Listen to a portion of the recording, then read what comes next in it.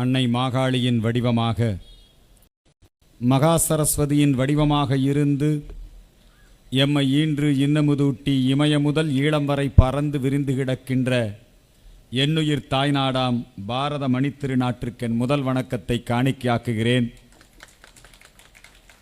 இன்று ஒரு புண்ணியமான தினம், குரு பூஜை நிகழ்வு. நம்முடைய சனாதன ஹிந்து தர்மம் மாதா பிதா குரு தெய்வம், தாய்க்கு முக்கியத்துவம் முதலிடம்.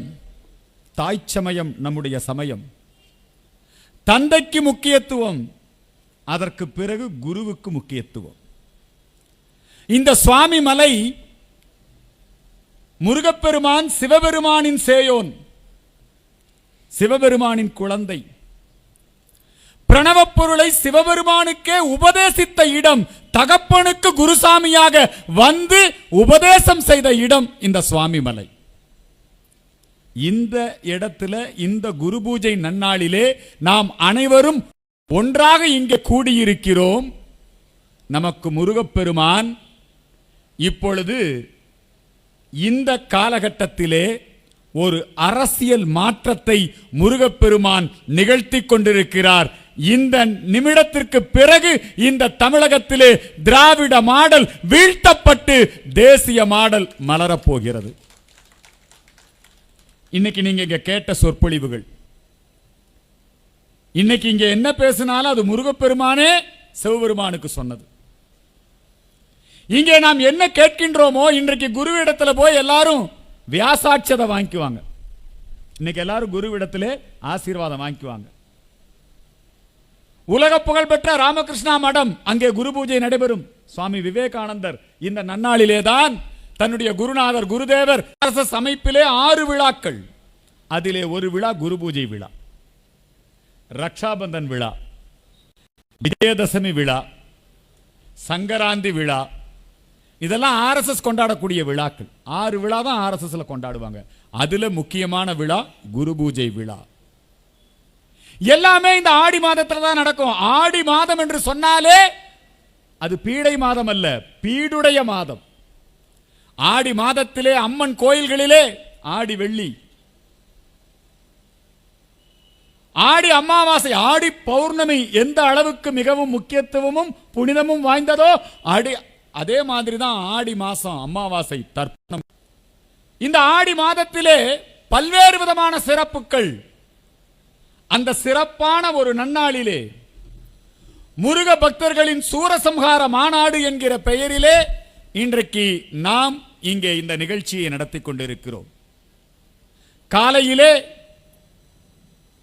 நம்முடைய இந்து சமயத்திற்கு எப்பவுமே பிரச்சாரம் இருந்ததில்லை. எல்லா இடத்துலையும் நீங்க பாத்தீங்கன்னா எல்லா மதத்துக்கும் பிரச்சாரம் இருக்கும். விளம்பரம் பண்ணுவான், இயேசு வருகிறார்,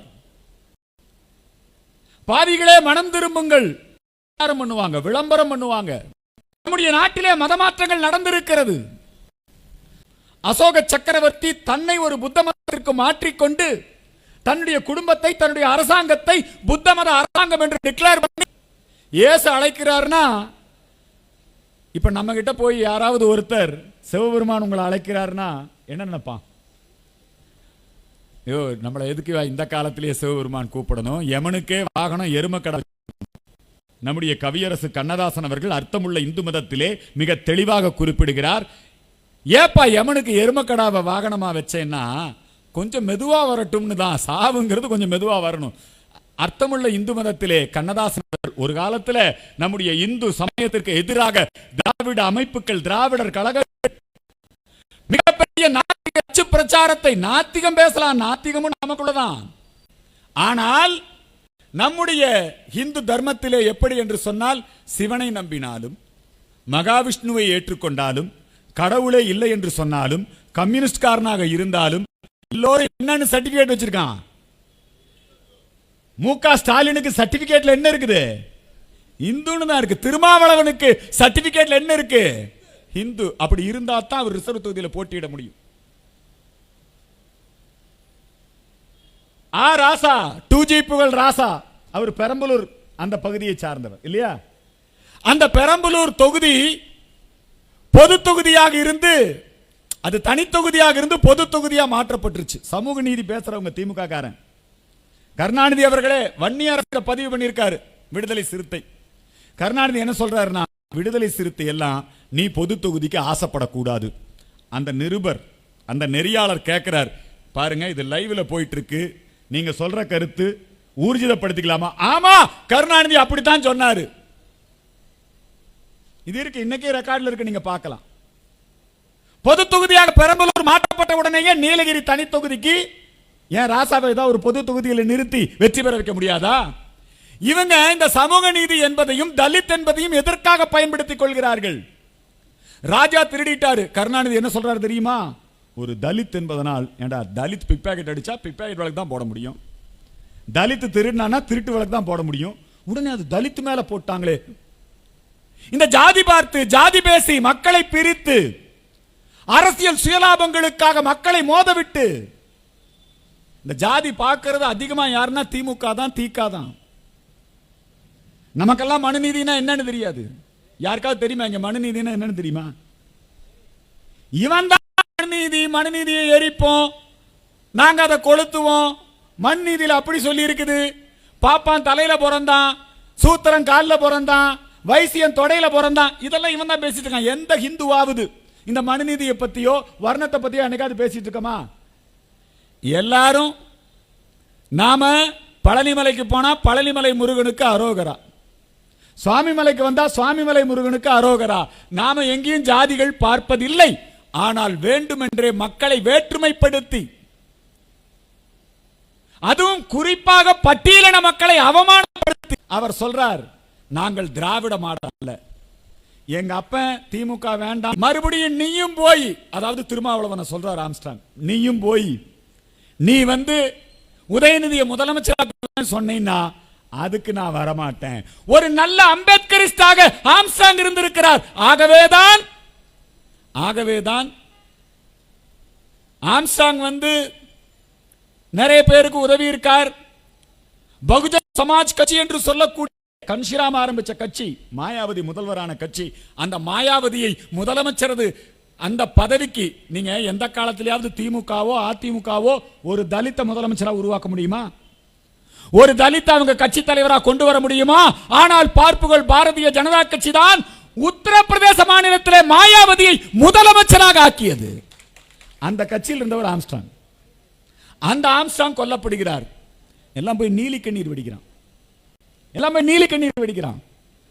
நல்ல வேளை பிஎஸ்பி காரங்க கொஞ்சம் உஷாரா இருந்தாங்க, பகுஜன் சமாஜ்வாதி கட்சி. அந்த அம்மா அங்கிருந்து சிபிஐ விசாரணை வேண்டும் என்று கேட்டிருக்கிறது. மாயாவதி தமிழகத்திலே சட்டம் ஒழுங்கு சீர்குலைந்து விட்டது, அரசியல் கட்சி தலைவர்களுக்கே பாதுகாப்பில்லை என்கிற சூழ்நிலை. இந்த நிலையிலே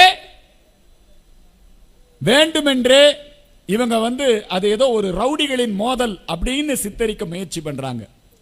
இப்ப கொஞ்சம் பெரியாரிஸ்ட் எங்க இருந்தாலும், திராவிட மாடல் எங்கே இருந்தாலும் அது ஜாதி வாரியாக மக்களை பிரிக்கும்.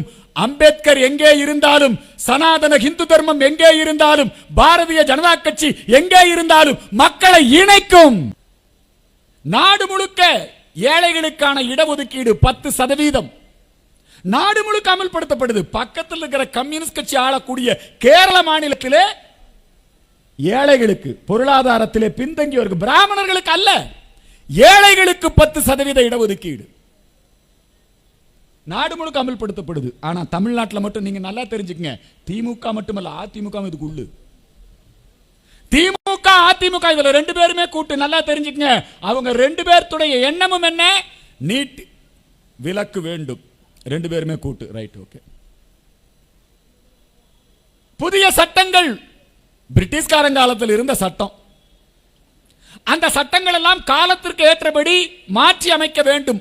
அதற்காக 3 சட்ட திருத்தங்களை இந்திய குற்றவியல் சட்டங்களிலே செய்து, இன்றைக்கு நாம கடந்த முறை ஆட்சியிலே இருந்த பொழுது நாடாளுமன்றத்தில் இந்த மசோதா தாக்கல் செய்யப்பட்டு விவாதத்திற்கு எடுத்துக் கொள்ளப்பட்டு, நாடாளுமன்றத்திலே பெரும்பான்மை தீர்மானம் நிறைவேற்றப்பட்டு, ராஜ்யசபையில் தீர்மானம் நிறைவேற்றப்பட்டு, ஜனாதிபதி ஒப்புதல் பெறப்பட்டு, கடந்த ஜூலை 1ஆம் தேதி முதல் இந்த சட்டங்கள் நடைமுறைக்கு வந்திருக்கு. இவன் என்னங்கிறான் தெரியுமா? சட்டம் இங்கிலீஷ்ல தான் இருக்கணும், இந்த சட்டத்துக்கு பேரு சமஸ்கிருதத்தில் வச்சுட்டானா. சொல்றது யாருன்னா வில்சன், சொல்றது யாருன்னா திமுக காரன், சொல்றது யாரு அதிமுக காரன். சட்டத்துக்கு பேரு சமஸ்கிருதத்துல வைக்க கூடாது. ஆனா உங்க பேர் அல்ல, உதயநிதிங்கிற பேர் என்ன? உதயநிதி என்ன செந்தமிழ் பேரா? நான் கேட்கிறேன். உதயநிதிங்கிறது சமஸ்கிருதம். உதய சூரியன்கிறது என்ன செந்தமிழ் பேரா? இந்த மொழி அரசியல் ஊர் குழந்தைகளை எல்லாம் ஸ்டாலின் கையில வாங்கிட்டு இவருக்கு பேர் ஸ்டாலின், ஆனா இவர் குழந்தைகளுக்கு என்ன பேர் வைக்க? தமிழ்ல பேர் வைங்க. வெக்கமா இல்ல உனக்கு? உன் பேரை தமிழ்ல எழுத முடியுமா? ஸ்டாலின்ங்கிற பேரை தமிழ்ல எழுத முடியுமா? நான் கேட்கிறேன், சவால் விடுறேன். ஸ்டாலின் பேரை தமிழ்ல எழுதுறா பார்க்கலாம். சடாலின் எழுதுவியா, சுடாலின் எழுதுவியா, என்ன எழுதுவேன்? தமிழ்லயே எழுத முடியாது. ஆனால் இவர்கள் ஊருக்கு உபதேசம். அது மட்டுமல்ல, புதிய கல்விக் கொள்கைக்கு எதிர்ப்பு, இப்ப நீட்டுக்கு எதிர்ப்புன்னு தமிழ்நாடு முழுக்க போராட்டம் பண்ணாங்க. அந்த போராட்ட நேரத்தில் ஜோசப் விஜய் ஒரு அறிக்கை கொடுக்கிறார். யார புதுசா கட்சி ஆரம்பிக்கிறார், பேரு தமிழக வெற்றி கழகம்.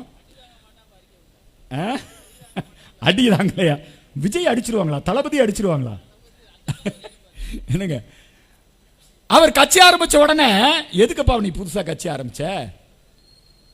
லஞ்ச ஊழல் இல்லாத ஆட்சி, போதைப் பொருளுக்கு எதிரான ஆட்சி, நான் ஒரு புதிய அரசியலை கொண்டு வர்றேன், இது நாள் வரைக்கும் ஆண்டவங்கனால மக்களுக்கு எந்த நன்மையும் இல்லை, நல்ல அரசியலை கொண்டு வர போறேன் அப்படின்னு நீ சொன்னீங்கன்னா ஓகே.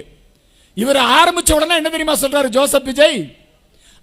அதாவது கமலஹாசனாவது 1 வருஷம் 2 வருஷம் கட்சி நடத்திட்டு அதுக்கப்புறம் அவர் என்ன பண்ணாருன்னா ஒரு ராஜ்யசபா சீட்டுக்காக அவருடைய இப்போ நல்ல ஒரு மீம்ஸ் போட்டிருக்கான். இந்தியன் படத்துல அந்த மாதிரி நடிகை இருப்பாங்களே, அவங்க இவன் இந்த போஸ்டிங்ல வர்றதுக்காக, அதாவது ராஜ்யசபா எம்பி பதவிக்காக எங்க வீட்டுல பாவாடை தச்சான், எங்க வீட்டுல கக்கு சொல்லனா, ஆமா அல்லனா பாருங்க, அது மாதிரி ஆமா ராஜ்யசபா சீட்டு வாங்கிட்டேன் நான், மக்கள் நீதி மையம் திமுகவினுடைய ஊதுகுழலா மாறிடுச்சு இன்னைக்கு. அதே மாதிரி அடுத்த ஊதுகுழல் யாருன்னா இவர் ஜோசப் விஜய். திமுகவினுடைய சட்டமன்ற தீர்மானத்தை நான் அப்படியே வழிமொழிகிறேன். கல்வி அது தேசிய பட்டியல், இதெல்லாம் உனக்கு தெரியுமா? எவனோ திமுக காரை எழுதி கொடுத்திருக்கிறான், அதை அப்படியே படிக்கிறான். அவன் ஒரு 10 பேர் வேலை கட்டவன், அவனுக்கு எப்பவுமே வேலை, அவனுடைய அஜெண்டா என்ன? இந்தியா நல்லா இருக்க கூடாது, இந்து மதத்தை ஒழிக்கணும். இதுதான் முற்போக்கு எழுத்தாளர் சங்கம். முற்போக்குனால அதுதான். நம்மால ஒருத்தர்கிட்ட கேட்டாங்க, என்னையா முற்போக்குன்னா என்னன்னா? முற்போக்குன்னா வாந்தி, பிற்போக்குன்னா என்ன? பேதி. எங்க ஐயா திருக்கோளூர் சுந்தரம் சொன்னார். இவன் முற்போக்கு கம்யூனிஸ்ட்காரன். நாம நதிகளுக்கு விழா எடுத்தால், தாமிரபரணி புஷ்கரம் என்று சொன்னால் உடனே முத்தரசன், விடுதலை சிறுத்தை எல்லாம் போய் காவிரி புஷ்கர விழா நடக்க கூடாது மனு கொடுப்பான், தகராறு பண்ணுவான். ஆனா கம்யூனிஸ்ட்காரன் பாருங்க, இந்த கம்யூனிஸ்ட்காரன், இந்த விடுதலை சிறுத்தை எல்லாத்தையும் உதயநிதியும் அவருடைய குடும்பத்தார், அதாவது ஸ்டாலின் அங்க நம்பர் 1, அதுக்கு அடுத்தது நம்பர் 2 யாரு? அம்மா துர்கா. அதுக்கு அடுத்தது நம்பர் 3 யாருன்னா மருமகன் சபரிகிரீசன். பாடி ஆட்சியா இல்லையா? அந்த ஆட்சியில சத்ரு சம்ஹார யாகம், அதுக்கு யார் பேரு? நாங்களாடா யாகம் பண்ணிட்டு இருக்கோம். என்னைக்காவது பிஜேபி தலைவரோ இந்து மக்கள் கட்சி தலைவரோ போய் எங்காவது நாங்க யாகம் பண்ணிருக்கோமா? சத்ரு சம்ஹார யாகம். சத்ரு யார் அவருக்கு? எடப்பாடி பழனிசாமி, ஓபி செல்வம், சசிகலா, இவங்கெல்லாம் அழிஞ்சு போகணும். சத்ரு சம்ஹார யாகம். நல்ல திமுக காரன் ரொம்ப டெக்னிக்கா வச்சிருக்கான். கம்யூனிஸ்ட் காரனுக்கு ரேட் என்ன போல எதிர்த்து பேசுறான். யார எந்த நாயை எப்ப ஏவி விடணும் அது ரொம்ப நல்ல திமுக முதலாளிகளுக்கு தெரிஞ்சிருக்குது. கம்யூனிஸ்ட் காரனுக்கு என்ன? 4 சீட்டு, இந்த கம்யூனிஸ்டுக்கு 2, அந்த கம்யூனிஸ்டுக்கு 2. திமுக நீங்க இதே வேற எங்காவது வேற ஏதாவது ஆட்சியில, எடப்பாடி ஆட்சியில இது மாதிரி மின் கட்டணத்தை உயர்த்தி இருந்தா, இது மாதிரி கள்ளச்சாராய சாவு நடந்திருந்தா, இது மாதிரி சொத்து வரியை ஏத்தி இருந்தா எத்தனை பேர் பாடி இருப்பான்? இந்த கோவன் ஒருத்தன் எப்படி பாடுனா, மே 17, 18 இந்த தேதி வாரியா கட்சி வச்சிருக்கிறவன், இந்த காவிரி பிரச்சனைக்காக பேசுறவன். இப்ப எல்லாம் பாருங்க, காவிரி பிரச்சனை அவன் தெளிவா சொல்றான். யாருங்க? சித்த ராமையா, டி கே சிவகுமார், இவங்க எல்லாம் என்ன சொல்றாங்க? அவங்க எல்லாம் என்ன சொல்றாங்க, தமிழ்நாட்டுக்கு ஒரு சொட்டு தண்ணி கூட கொடுக்க மாட்டேங்கிறான். சித்தராமையா வெற்றி பெற வேண்டும் என்கின்ற பிரச்சாரத்துக்கு அண்ணன் கமலஹாசன், நம்ம ஸ்டாலின், விடுதலை சிறுத்தை எல்லாரும் போய் காவிரி பிரச்சனையில இவ்வளவு பெரிய துரோகத்தை கர்நாடக ஆட்சி இந்தி கூட்டணி, என்ன கூட்டணி, இந்தி கூட்டணி,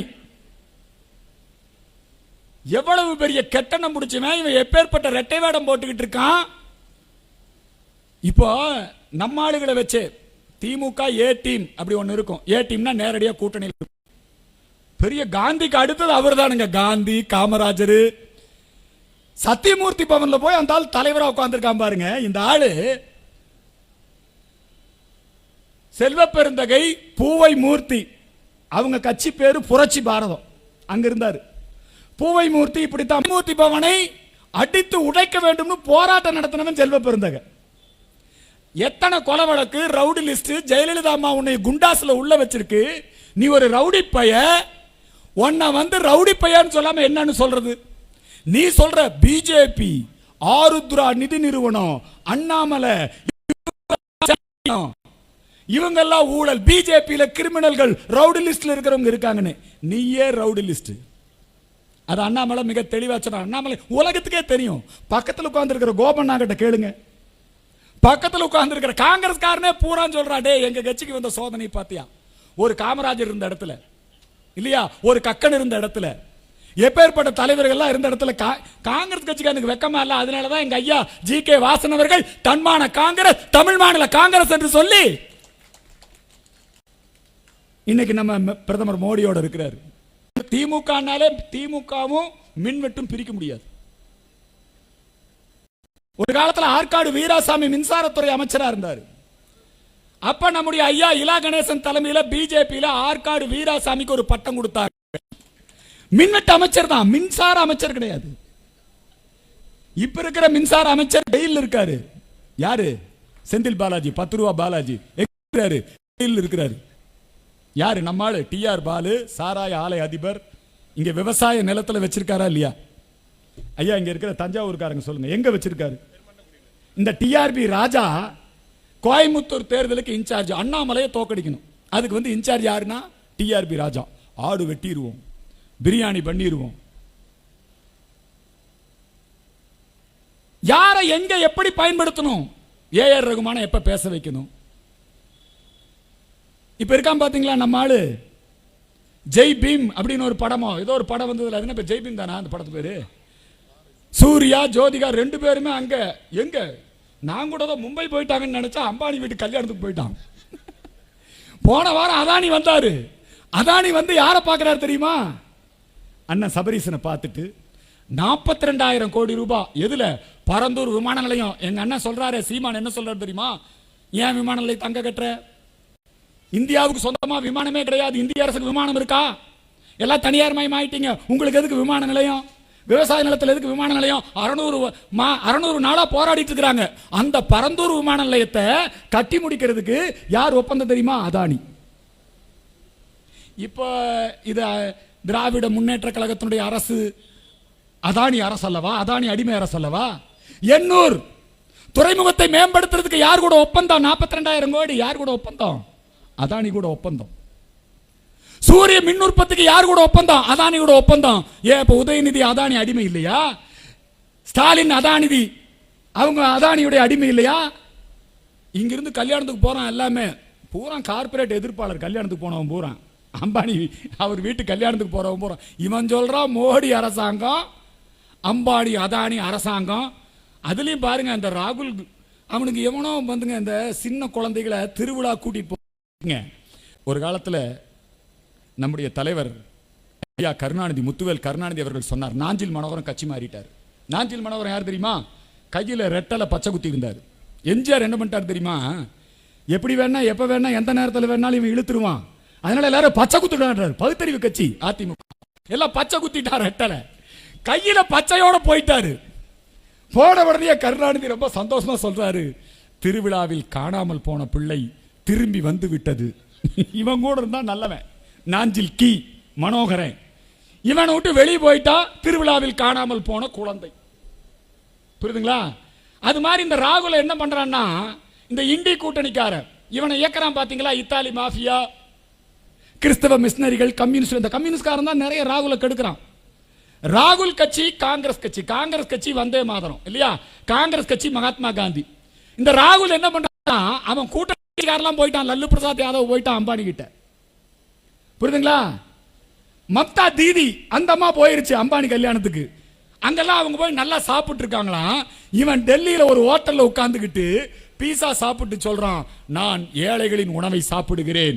ஆனால் அங்கே பாரதிய ஜனதா கட்சி, அதனுடைய கூட்டணி, அம்பானி அவருடைய வீட்டிலே திருமணம், அந்த திருமணத்திலே அவர்கள் எல்லோரும் நன்றாக சாப்பிட்டுக் கொண்டிருக்கிறார்கள், நான் ஏழைகளின் பக்கம் இருக்கிறேன்.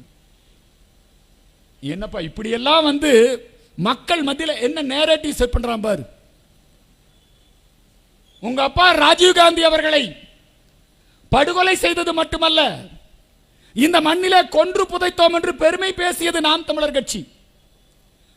உங்க அப்பா ராஜீவ் காந்தி கொன்றவனை வீட்டிற்கு அழைத்து விருந்து கொடுத்து கட்டி அணைத்து மு.க. ஸ்டாலின் இல்லையா? வெக்கமா இல்ல காங்கிரஸ்காரனுக்கு? இன்னும் போய் அந்த காங்கிரஸ் கட்சியில ராஜீவ் காந்தியுடைய தொண்டன் அதெல்லாம் சொன்னா சிலது இந்த சுவாமி மலையில இந்த நேரத்தில் அந்த வார்த்தையெல்லாம் பயன்படுத்த வேண்டாம்னு நினைக்கிறேன். இந்திரா காந்தியை தாக்கி அவரை கொலை செய்ய முயற்சித்ததாக வழக்கு தாக்குனாங்க. நெடுமாறன் ஐயா தான் போய் காப்பாத்தினார். இவெல்லாம் இண்டி கூட்டணி, திமுக காங்கிரஸ் எல்லாம் இண்டி கூட்டணி. இவன் காவிரியில தண்ணி தர மாட்டேங்கிறான். இங்க இருக்கிற இந்த போராட்டக்காரங்க இருக்காங்க பாத்தீங்களா, இந்த திமுகவினுடைய கூலி போராட்டம், அவர் 200 ரூபான்னா இப்ப இவர் 500 ரூபாங்கிறாரு இல்லைங்களா? இந்த ஆளுக இவங்களை எல்லாம் திமுக காரன் மீடியா பூரா அவன் கண்ட்ரோல்ல வச்சிருக்கான். இந்தியா ஒழிகன்னு எழுதியிருக்கான். திமுக ஆட்சிக்கு வந்தாலே மின்வெட்டு வர்றது மட்டுமல்ல, இந்தியாவுக்கு எதிர்ப்பு வந்துடும், சனாதன எதிர்ப்பு வந்துடும். திமுக ஆட்சிக்கு வந்த உடனேயே மேட்டுப்பாளையத்தில் நாடு முழுக்க இந்த நீட் போராட்டம் நடத்துறான். நீட் தேர்வில் முறைகேடு நடந்துருச்சு, நாடு முழுக்க போராட்டம் நடக்குது. இங்க ஜோசப் விஜய் கூட்டம் போடுறாரு, அவரும் நான் நீட் விலக்கு வேணும், அது மாநில பட்டியலிருந்து தேசப்பட்டியலிருந்து மாநில பட்டியலுக்கு வரணும், இதெல்லாம் படிக்கிறான். இவன் இன்னொரு ஊதுகுழலா வந்திருக்கான். அந்த நேரத்தில் கரெக்டா என்ன எழுதுறான்னா பாருங்க, எப்படி எல்லாம் திமுகவை நீங்க கவர்னர் மாளிகை மேல போய் பெட்ரோல் குண்டு வீசினான். நீட் போராளி, அவர் பேர் என்ன, கருக்கா, ரொம்ப படிச்சவர், அவர் டாக்டர் ஆயிருப்பாரு இல்லைங்களா? பாவம் நீட் தேர்வை கொண்டு கருக்கா வினோத் டாக்டர் ஆகிறத தடுத்துட்டாங்க. கவர்னர் மாளிகையிலே பெட்ரோல் குண்டு வீசினா பாருங்க. இங்க கவர்னர் வர்றாரு, ஆளுநர், எல்லா இடத்துலையும் இந்தியா ஒழிகன்னு எழுதுறான். அவனை பிடிக்க முடியல. நாங்க புகார் கொடுத்து 10 நாள் ஆச்சு, 15 நாள் ஆச்சு. நாங்க புகார் கொடுத்தா அந்த புகார் பேர்ல எஃப்ஐஆர் போடல, போலீஸ்காரரை வச்ச ஒரு எஃப்ஐஆர் போட்டு நாங்க எஃப்ஐஆர் போட்டுட்டோம், தேடிக்கிட்டு இருக்கிறோம், ஏமாத்திட்டு இருக்கான். ஆனா அதே நேரத்தில் நம்முடைய கோவா மாநிலத்தில் இந்துக்கள் மாநாட்டில் கைது பண்றான். உடனே பிடிச்சி உடனே ரிமாண்ட். இப்பெல்லாம் ஜெயிலுக்கு போற யோகம் தான் இங்க உட்கார்ந்துருக்கவங்களுக்கு எல்லாம். ஏதாவது நீங்க பேஸ்புக்கில் ட்விட்டர்ல ஏன்னா கருத்துரிமை காவலருடைய ஆட்சி நடக்குது. யாருடைய ஆட்சி நடக்குது? கருத்துரிமை காவலருடைய ஆட்சி. இந்த கருத்துரிமை அப்படிங்கறத எப்படி எல்லாம் நசுக்க முடியும்ங்கிறது யாருக்கு தெரியும்? நம்முடைய ஐயா ஸ்டாலின் ஆட்சிக்கு தான் தெரியும். ஸ்டாலினுடைய ஆட்சியிலே இன்றைக்கு தொடர்ந்து இந்த இயக்க தொண்டர்கள் கைது செய்யப்படுகிறார்கள், ரிமாண்ட் செய்யப்படுகிறார்கள். கைது செய்தது மட்டுமல்ல, அவங்கள ஜெயிலில் போட்ட உடனே முடிய வெட்டி விட்டுறான். நம்மால் ஜலேந்திரனை பிடிச்சிட்டு போய் முடிய வெட்டி விட்டான். சிரிக்கிறதுக்கு சொல்லல. அதே நேரத்தில் விக்டோரியா கௌரி மாண்புமை நீதிமன்றம், உயர் நீதிமன்றம் என்ன தீர்ப்பு கொடுக்க தெரியுமா? காவல்துறையிலே பணியிலே இருக்கக்கூடிய இஸ்லாமியன் தாடி வைத்துக் கொள்ளலாம், மத சின்னத்தோடு இருக்கலாம், அதற்கு காவல்துறையுடைய விதிகள் அனுமதி கொடுக்கிறது. எப்படியெல்லாம் டார்ச்சர் பண்ண முடியும், எப்படியெல்லாம் இந்த இயக்கத்தை நசுக்க முடியும், எப்படியெல்லாம் நம்மை இழிவுபடுத்த முடியும், எப்படியெல்லாம் நம்மை வளர விடாம பார்த்துக்கணும். நிறைய பேர் நினைச்சுக்கிட்டு இருக்கிறாங்க திமுகவுக்கு எதிராக மக்கள் மத்தியிலே மிகப்பெரிய அதிருப்தி இருக்கிறது. திமுகவுக்கு வாக்களிக்க மக்கள் விரும்பவில்லை. ஆனாலும் திமுகவை யார் தோற்கடிக்கிறது? அண்ணாமலை தோற்கடிக்கிறதா? அதிமுக தோற்கடிக்கிறதா? நாம் தமிழர் அவங்க செந்தமிழன் சீமானுங்க. நேத்து அவர் அவருடைய அடுத்த தளபதி சாட்டை துரைமுருகனை செந்தமிழ்லயே பேசியிருக்காரு. கேட்டீங்களா? சாட்டை துரைமுருகனை செந்தமிழ், செந்தமிழன் சீமா. அதை விட அந்த அம்மா இருக்க காளியம்மாள், அந்த அம்மாவுக்கு பேர் அந்த கட்சியில் என்ன பொம்பளை சீமான்னு பேர் இல்லையா? அந்த அம்மாவை எப்படி பேசியிருக்காரு தெரியுமா? பிசிறு. அந்த மாதிரி ஆளுகளுக்கு தாங்க இந்த பசங்கள்லாம் விசில் அடிச்சுட்டு போறான். எனக்கு 9% பேர் ஓட்டு போட்டிருக்கானுங்க. எந்த அளவுக்கு இந்த தமிழ் உணர்வு. முப்பாட்டன் முருகன் நானும் வேல் வச்சுக்குவேன், முருகப்பெருமான ஆடு மேய்க்கிற மாதிரி ஒரு படம் போட்டிருக்கிறான்.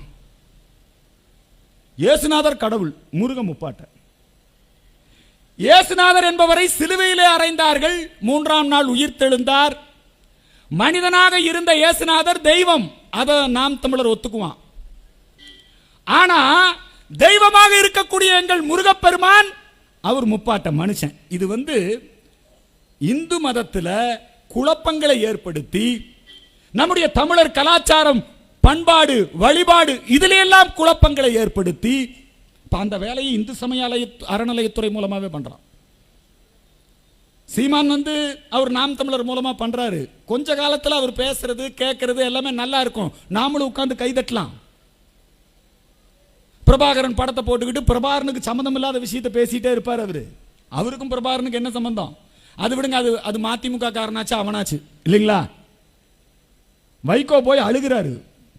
இந்த நாம் தமிழரை சேர்ந்தவன் மீம்ஸ் போட்டே ஒருத்தனை கொண்டு போட்டான். அந்த வைகோ கட்சி நிலைமையை கேட்டீங்கன்னா, என்னங்க சீட்டு கிடைக்கலன்னு 2 முறை எம்பியா இருந்த ஈரோடு நம்ம கணேசமூர்த்தி, எங்க ஒரு சைனட்னு செத்துருந்தா உன்னை விடுதலை புலின்னு சொல்லியிருப்பான். பூச்சி மருந்து எடுத்து குடிச்சிட்டானுங்க.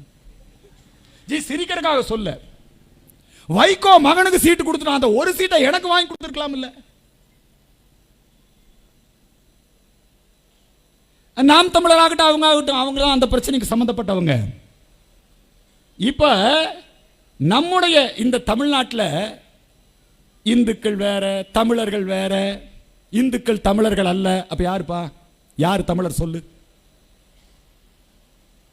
தமிழன் என்பவன் முருகப்பெருமானை வழிபடுகின்றவன், தமிழன் என்பவன் சனாதன இந்து தர்மத்தை பின்பற்றக்கூடியவன். வேற யாராவது செய்வானா? யாரும் செய்ய மாட்டான். ராஜராஜ சோழன் அவர் இப்ப என்ன சொல்லிட்டாங்கன்னா, ராஜராஜ சோழன் தமிழன் இந்து இல்ல, அவர் சைவன். சிவபெருமான் இந்து இல்ல, லிங்காயத்துகள் இந்து இல்ல, ஐயாவளி ஐயா வைகுண்டர் அவர் இந்து இல்ல, வள்ளுவர் இந்து இல்ல, வள்ளலார் இந்து இல்ல. இப்ப எங்க ஆளு அறநிலையத்துறை அமைச்சர் அண்ணன் இருக்கார் இல்லையா, சேகர் பாபு, அவர் அம்மா அவங்களோட ரொம்ப விசுவாசியா இருந்தாரு. அவருடைய அரசியல் நிலைப்பாடு இப்ப மாறிடுச்சு. அவர் திமுகவுக்கு அமைச்சரும் ஆயிட்டாரு, ரொம்ப விசுவாசமா இருக்காரு. இந்த ஸ்டாலினுடைய ஆட்சி சாதனைகளை எல்லாருக்கும் சொல்லணும், அதுல ரொம்ப தீவிரமா இருக்காரு. பிரகாஷ்ராஜை கூப்பிட்டு வந்தார். அவரை பக்கத்தில் உட்கார வச்சுக்கிட்டே, அண்ணே 2 வார்த்தை தலைவர் ஸ்டாலினை பத்தி கொஞ்சம் நல்லபடியா சொல்லுங்க, கொஞ்சம் நல்லா சொல்லுங்க. அதே மாதிரி எங்க ஆதீனங்களை எல்லாம் கூப்பிடுறாரு. கூப்பிட்டு கொஞ்சம் இந்த திராவிட மாடல் ஆட்சியை கொஞ்சம் நல்லபடியா சொல்லுங்க.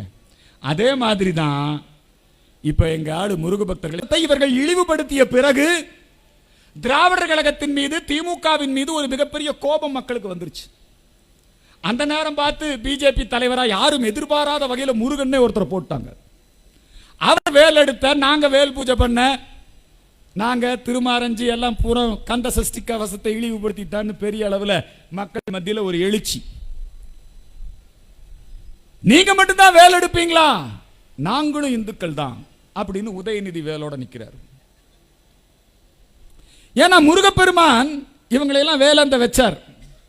நம்ம அதுல திருப்தி அடைஞ்சிடக்கூடாது, நாம் அதுல திருப்தி அடைஞ்சிடக்கூடாது. இவர்களுக்கு பாடம் புகட்டி இருக்க வேண்டும். இந்துக்கள் மத்தியில் அந்த உணர்வு வராமல் பார்த்து கொள்ள வேண்டும். இந்துக்களை ஜாதியா பிரிக்கணும், மொழியா பிரிக்கணும், இந்துக்களை தெய்வங்களா பிரிக்கணும். இப்ப அறநிலையத்துறையுடைய முக்கியமான வேலை என்னன்னா, சிதம்பரம் நடராஜர் கோயில்ல அங்க நீண்ட காலமா இருக்காரு கோவிந்தராஜர்.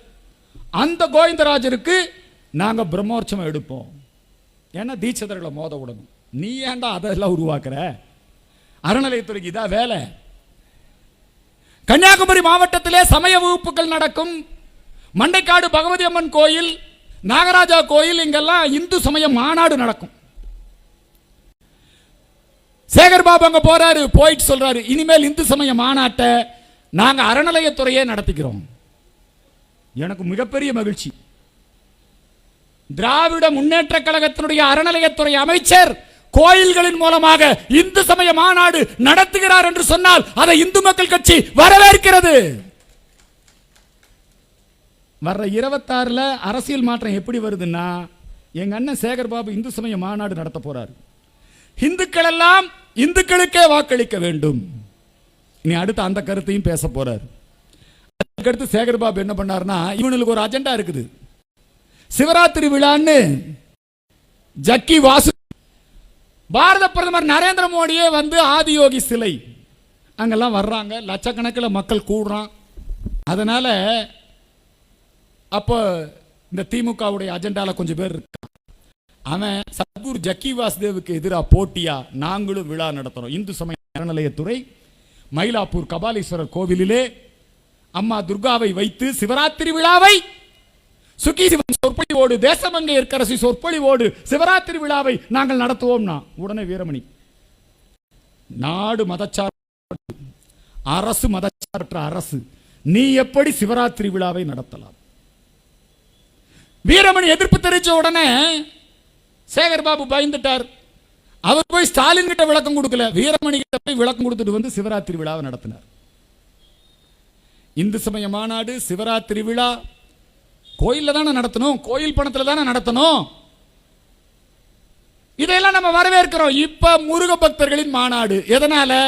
சென்னிமலையிலே அந்த சென்னிமலையை கல்வாரி மலையாக மாற்றுவேன், சிலுவை மலையாக மாற்றுவேன் என்று அங்கே இருக்கக்கூடிய கிறிஸ்தவர்கள் கம்யூனிஸ்ட் அமைப்புகளோடு, தமிழ் புலிகள்னு ஒரு அமைப்பு, இப்ப இங்க இந்த ஊருக்காரன் நான் நாகப்பட்டினத்துக்காரன் நினைக்கிறேன், எங்கேயோ இருக்கான், இவனுங்கெல்லாம் சேர்ந்து அவனுக்கு ஆதரவு, சென்னிமலையில மதமாற்றம் பண்ணணும். சென்னிமலை முருகன் அவருடைய அருளால் லட்சக்கணக்கான மக்கள் திரண்டு அந்த சென்னிமலையை பாதுகாப்போம் என்று சொல்லி ஒரு மிகப்பெரிய கூட்டம். ஓ, பிஜேபி இதனாலதான் வளருதோ, அதனால நாங்களே முருக பக்தர் மாநாடு நடத்துறோம் அப்படிங்கிற முடிவுக்கு சேகர் பாபு அவர்கள் வருகை தந்திருக்கிறார். அதுக்கு ஐடியா கொடுத்திருப்பான், சுகி சிவன் ஐடியா கொடுத்திருக்கார். இந்த சுகி சிவன் நம்மாளு. நாங்க இந்து முன்னணி ஆரம்பிச்ச போது, நாங்க சங்கம் ஆரம்பிச்ச போது இந்த சுகி சிவம் எங்களுடைய ஆதீன புலவர், கோவை சரவணம்பட்டி மடாலயம் சிறை ஆதீனத்தினுடைய புலவர், வக்கீலுக்கு படிச்சவர், ரொம்ப அற்புதமா ஒரு காலத்தில் ஐயா கீரன், கிருபானந்த வாரியார் சுவாமிகள், இவங்கெல்லாம் மிகப்பெரிய இந்து சமய சொற்பொழிவாளர்கள். அது மாதிரி சுகி சிவம் நல்ல சொற்பொழிவாளர். இப்ப கொஞ்சம் கொஞ்சமா கழுத தேஞ்சு கட்டெரும்பான மாதிரி இந்த திராவிட கட்சிகளுடைய சகவாசம், இந்த முற்போக்கு எழுத்தாளர் சங்கத்துடைய சகவாசம், இப்ப எல்லாம் ஊர் பூரா புத்தக கண்காட்சி நடத்தினா, மாவட்ட ஆட்சித்தலைவர் தான் இன்சார்ஜ். என்னன்னா திமுக கொள்கைகளை, தீகா கொள்கைகளை, கம்யூனிஸ்ட் கொள்கைகளை பரப்புவதற்கு தான் அங்க. அது மட்டுமல்ல, அந்த கொள்கையை பரப்புங்க, உங்களுக்கு ஜனநாயகத்தில் உரிமை இருக்கு. கூடவே இந்து சமய வெறுப்பை பரப்ப வேண்டும் என்பதற்காகத்தான் புத்தக கண்காட்சி. அதுல வர்ற புத்தகங்கள் கம்யூனிஸ்ட்காரன் எழுதின புத்தகம், இந்து பேர்ல ஒளிந்து கொண்டிருக்கக்கூடிய கிறிஸ்தவ எழுதின புத்தகங்களை படிச்சுக்கிட்டு தான் நம்மால் எல்லாமே என்னங்கிறான், சனாதனத்தை எரிப்போம். அதுல போய் தான் மாட்டிக்கிட்டார் உதயநிதி. சனாதனத்தை கொசு, டெங்கு இப்படி எல்லாம் பேசினார் அவர். அவன் அகில இந்திய அளவில் காங்கிரஸ்காரனும் சரி, மம்தா பானர்ஜி சரி, நிதிஷ்குமாரும் சரி, எல்லாருமே சொல்லிட்டாங்க, இந்த பேச்செல்லாம் பேசிட்டீங்க வராத, தயவு செஞ்சு நீங்க தேர்தல் பிரச்சாரத்துக்கு வந்துடாதன்ட்டான். இவர் இந்தி கூட்டணி இந்தியாவுக்கே வழிகாட்டக்கூடியவர் ஐயா மு.க. ஸ்டாலினா ஏன் பிரச்சாரத்துக்கு கூப்பிடல, ஏன் உதயநிதியை கூப்பிடலன்னா, அவங்க சனாதனத்தை ஒழிப்போம்னா ஏத்துக்க மாட்டான். இந்த தமிழ்நாட்டில் இப்படி எல்லாம் குழப்பத்தை ஏற்படுத்தி வச்சிருக்கான் முற்போக்கு எழுத்தாளர் சங்கம், புத்தக கண்காட்சி. கலெக்டருக்கு வேலை என்ன? அந்த புத்தகம் மூலமாக திமுக கொள்கையை, ஸ்டாலின் புகழை, அல்லது இந்த கருணாநிதி அவர்களை, கருணாநிதிக்கு 100ஆண்டு விழா அரசு செலவிலேயே பண்றானே, கருணாநிதியுடைய பேனாவுக்கு செலவைக்கிறானே, கருணாநிதியுடைய பேனாவை எடுத்துட்டு எல்லா இடத்துலையும் ஆட்சித்தலைவர் அவர் வரவேற்பு கொடுக்கிறாரு, கருணாநிதி பேனா, அது ஒரு யாத்திரை நடக்கா, பாக்குறீங்களா? அப்புறம் சேகர் பாபுக்கு இன்னொரு முக்கியமான வேலை என்ன தெரியுமா? ஸ்டாலின் மிசால் எப்படி எல்லாம் கஷ்டப்பட்டாருன்னு அவரே ஒரு கண்காட்சி வைக்கிறார். அதை போய் ரஜினிகாந்த் கூட்டிட்டு போய் பார்க்க சொல்றாரு. பாரு, அங்க ரஜினிகாந்த் போய் பார்க்கிறாரு, ஸ்டாலின் ஜெயில் கம்பிக்கு பின்னால் இருக்காரு, இடுப்புல அவர் துர்காமா மடியில உட்கார்ந்து இருக்கும் போதே ஜெயிலுக்கெல்லாம் போயிருக்காரா? அடேப்பா, மிசா ஸ்டாலின் அவர் இல்லையா? அதனாலதான் நம்முடைய பாரத பிரதமர் நரேந்திர மோடி அந்த மிசா கொண்டு வந்த தினத்தை அரசியல் சாசன படுகொலை தினம் என்று அறிவித்தார். ஒவ்வொரு ஆண்டு அதை பண்ணணும். சிட்டி பாபுவை கொன்றது எது? சிட்டி பாபுவை துடிக்க துடிக்க கொன்று விட்டார்கள். எங்க அண்ணா ஆற்காடு வீராசாமியை ஓங்கி ஒரே அறதான் அரைஞ்சாரு. அப்பத்த ஜெயிலர் செந்தூர் பாண்டியன் சாகர வரைக்கும் இப்பவும் காது கேட்கறது இல்லை. மிசால திமுக காரன் பூரா மிசா மோகன், மிசா ஸ்டாலின், மிசா கணேசன், மிசா கருணாநிதி. சரி, அப்படி ஏதாவது ஒன்ன மிசால கைது பண்ணாங்களா அப்படின்னா, அந்த மிசா ஆட்சி அந்த காலம் முழுக்க ஜனாதிபதியா இருந்தார் பாத்தியா, பக்ருதீன் அலி அகமது. அவர் தலைமையில் தான் துர்காமாவோட இவருக்கு திருமணம். மிசாவுக்கு கையெழுத்து போட்ட பக்ருதீன் தலைமையில கருணாநிதி முதலமைச்சராக இருக்கும் போது அண்ணன் ஸ்டாலினுக்கு கல்யாணம். மிசா வாபஸ் வாங்குவதற்கு ஒரு மாசத்துக்கு முன்னாடி கருணாநிதி ஆட்சியை கலைக்கிறான். இதுக்கெல்லாம் டாக்குமெண்ட் பண்றவன் யார் தெரியுமா? ரஞ்சித் மாதிரி. ரஞ்சித் ஒரு படம் எடுத்தார். அது என்ன படம்? பாக்ஸிங். என்ன படம் அது? சர்பாட்டா பரம்பரை. என்ன அந்த சர்பாட்டா பரம்பரையில் என்னமோ மிசாவை எதிர்த்து இவனுக்கு போராடின மாதிரியும் ஜெயிலு ஒன்றும் கிடையாது. இவன் ஏன் மிசால ஜெயிலுக்கு போனாங்கிறதெல்லாம் வேற காரணம் இருக்கு. அதெல்லாம் நம்ம அதுக்குள்ள ரொம்ப போக வேண்டாம், ரொம்ப அரசியலாகி போயிடும். இப்ப இன்னைக்கு இவர்கள் எல்லாம் என்ன சொல்லுகிறார்கள்? நாங்கள் மிசாவை எதிர்க்கிறோம். இப்ப இவங்க எல்லாம் சேர்ந்து இவங்களுடைய புகழ், இவங்களுடைய பிரச்சாரம், இதையெல்லாம் செய்வதற்கு அறநிலையத்துறையை ரொம்ப நல்லா பயன்படுத்திக்கிறாங்க. கோயில்ல, நம்முடைய கோயில்லையே நல்லிணக்கம் அல்வா லியோனி இல்லைங்களா, மனுஷபுத்திரன், இவெல்லாம் தான் பாடநூல். ஒரு நபர் கமிஷன், அந்த ஆள் ஒரு அர்பன் நக்சல். அவர் நீதிபதியாக இருந்த பொழுது கொடுத்த தீர்ப்புகளை எல்லாம் மறுபரிசீலனை பண்ணணும்.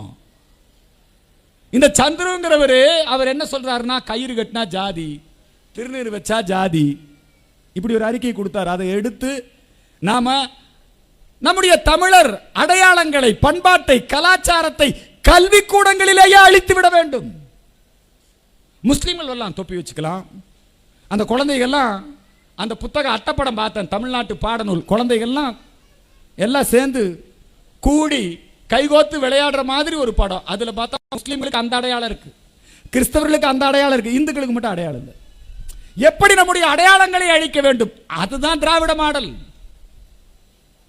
அதுதான் திராவிட மாடல். திராவிட மாடல்னா என்ன?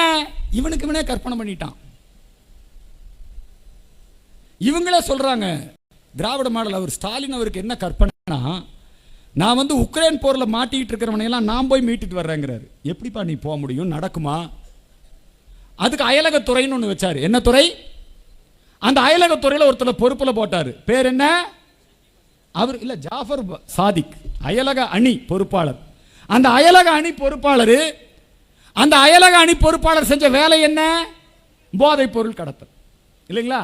அந்த போதைப் பொருள் கடத்தனுக்கு பெயில் கிடைச்சிருச்சு. அந்த ஜாஃபர் சாதிக் அயலகத்துறையில் இருக்காரு.